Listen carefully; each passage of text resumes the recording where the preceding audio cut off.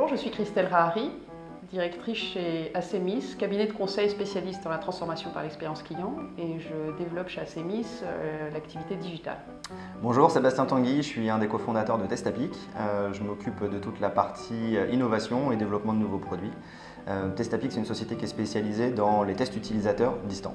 On a eu l'occasion avec Sébastien de travailler quand on était dans d'autres sociétés. En particulier, moi j'étais chez le groupe SNCF.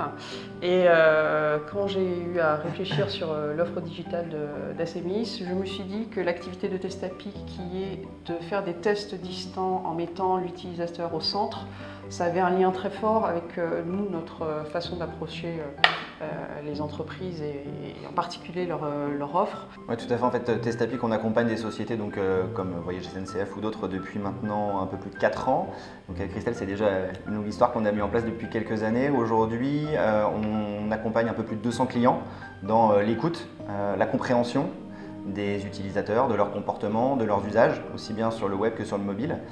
Et c'est pour ça que des partenariats avec des sociétés comme Acemis qui sont spécialisées dans l'expérience client, l'expérience utilisateur, pour nous fait complètement sens et s'intègre dans une stratégie plus globale d'évangélisation de cette démarche d'écoute et de sensibilisation et d'appropriation de la démarche d'écoute utilisateur en continu. On a commencé par un test en Wallonie pour une administration wallonne, un test sur l'Institut du patrimoine, puis ensuite sur le site de l'enseignement enseignement.be, qui est donc l'équivalent de l'éducation nationale wallonne. Et notre job a été ensemble de réfléchir avec eux sur leur orientation client, qu'est-ce qu'ils veulent faire vivre à leurs clients sur leur site web, sur leur site mobile. C'est un test qu'on a mis en place il y a de ça quelques mois maintenant. C'est un test dont on est particulièrement fiers pour plusieurs raisons. La première, c'est que pour nous, c'est une étape supplémentaire sur notre ouverture vers l'international. Hasard du calendrier, on travaille aussi pour l'éducation nationale française actuellement, donc c'est un des sujets qui sont particulièrement importants pour nous. On a la plupart de nos clients qui sont des sociétés privées, mais on travaille aussi beaucoup pour des instituts publics. Comme le disait très bien Christelle, l'écoute usager, utilisateur, client, peu importe comment on appelle l'utilisateur final, elle s'inscrit dans une démarche continue, aussi bien sur des phases amont, en définition de cadrage, avec des tests qui peuvent être liés à de l'existant pour vraiment faire un audit des points forts et des faiblesses aujourd'hui d'un site qui existe déjà. Ça peut être aussi sous la forme d'un benchmark utilisateur où on va tester en fait des sites dans un écosystème qui peut être un écosystème concurrentiel, mais aussi un écosystème un petit peu décorrélé où on va travailler sur l'analyse de fonctionnalités clés sur des parcours. Le travail qu'on a fait aussi avec Christelle sur ce test en Wallonie où on va tester aussi des maquettes, des premiers états en fait d'évolution du site avant de rentrer dans des phases d'intégration, pour pouvoir travailler sur un matériel plus souple, plus léger et pouvoir ajuster le tir en fait en continu au fur et à mesure des différents sprints de design.